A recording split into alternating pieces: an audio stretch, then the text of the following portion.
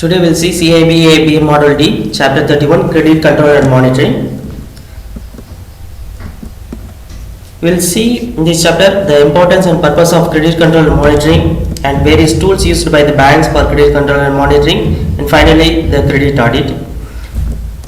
And the purpose of credit control or loan review mechanism is to ensure the funds are properly used and to stop any diversion of the funds. Next one is to ensure the business continues to run on the viable or expected business lines, and if business deteriorates, bank has to resort to recalling the advance or seizing the security or any other corrective measures. What are the tools available for credit control monitoring?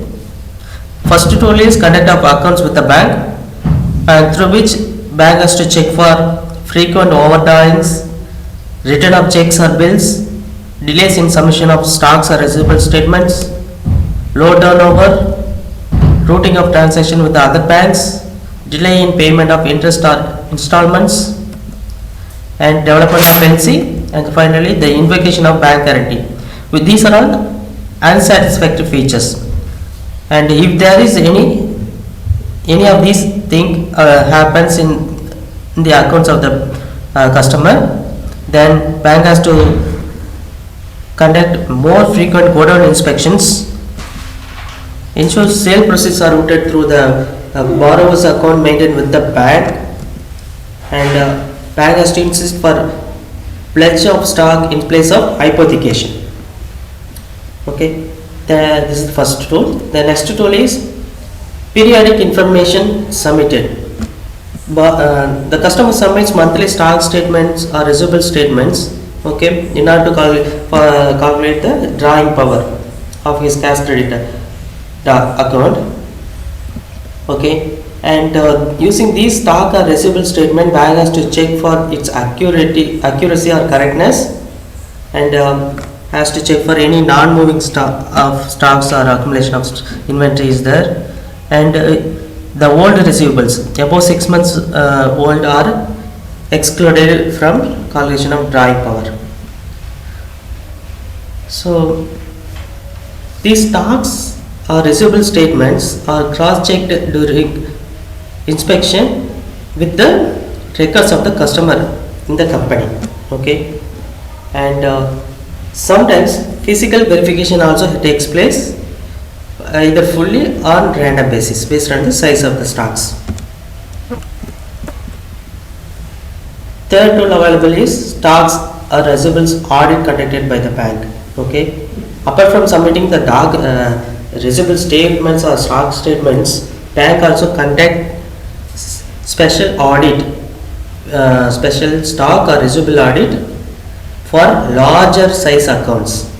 Okay, because for large size accounts, stocks are located at various locations, and it's not feasible or possible during normal inspection to verify the stocks. So separate stocks or audit is conducted by the bank. Next tool is financial statements of the business or auditor's report. Financial statements, these are available once a year, and it gives information on use or diversion of funds, financial health, realization of debts, and profitability. Okay, these are very important information bank requires, and based on these financial statements only working capital limit is assessed or renewed. Next tool available is periodic visits and inspections. Through periodic visits and inspections, we can get to know the activity level, whether it's up to the expected limit, expected line for assessment of limit, or there is no activity at all. We have to find out, and what is the position of the stocks and other asset charged to the bank, we'll get to know, and the bank's display on charge over security. Bank displays board this properties charged to Canara Bank. Okay, so that board is visibly displayed or not, we have to find out. Interaction with the select creditors and debtors. By interacting with the creditors and debtors, we get to know some other important points which banks may not be knowing it, and the current position of the financial health or any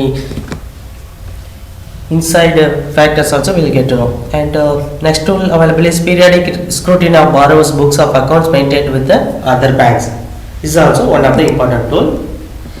The market reports and about the borrower and the business segment, how the business segment itself is showing. So that also is an important tool. And in some cases, bank appoints nominee on its company board. This is done to keep a tab on important decision of the board, which may be a negative interest of the bank, okay, or favorable also. This is done for some cases alone. Finally, we come to the important tool, which is credit audit. This credit audit is done by the internal staff to ensure that sanction processes are complied with, and this is done for few objectives as are there. One is improvement in the quality of the credit portfolio, and review sanction process and compliance status of large loans, feedback on regulatory compliance. The credit audit only gives feedback on the regulatory compliance. It does not or ensure the loan is compliant or not. It just gives the feedback. And independent review of credit risk assessment is there, and it gives early warning signals and suggest remedial measures, and recommend corrective actions also. So for fresh and renewal process proposals, credit audit should be done within 3 to 6 months from the date of sanction. This is one important point. Within 3 to 6 months from the date of sanction, for all the fresh and renewal proposals, credit audit should be completed. And for existing limit also, above the cutoff or equal to the cutoff also, the credit audit is done. And 5 to 10% of the proposal from the rest of the portfolio is put under credit audit. And sister concerns or group or associate concerns less than the cutoff limit also reviewed. Frequency of review depending upon the magnitude of risk. For high risk portfolio, high risk loans is 3 months. Average it's 6 months. Every 6 months frequency of review is done. And for low risk category, it's once in a year credit audit is done. Credit audit is conducted on site, that is at the branch where the sanction process took place, and the auditors are not required to visit in the borrower's factory. And legal audit of the title documents for credit exposures of rupees 5 crore and above should be done as part of regular audit exercise till loan stands fully repaid. So for credit exposures more than 5 crore, legal audit should be conducted as part of regular audit exercise. Summary: post dispersal control, supervision and monitoring are very important for the safety of banks advance. This is done to ensure the funds are put into intended use properly, business runs on projected and viable lines. In case of any deteriorations, timely or corrective action or recovery proceedings should be taken place.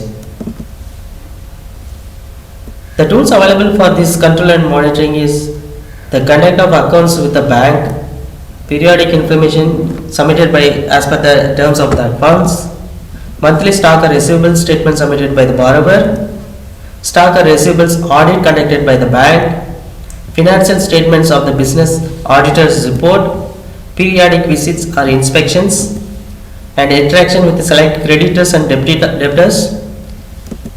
Then periodical scrutiny of the borrower's books of accounts and the accounts maintained with the other banks. Market reports about the borrower and the business segment. Appointing banks nominee and company's board. These are all the important tools, and the final important tool is credit audit. Thank you.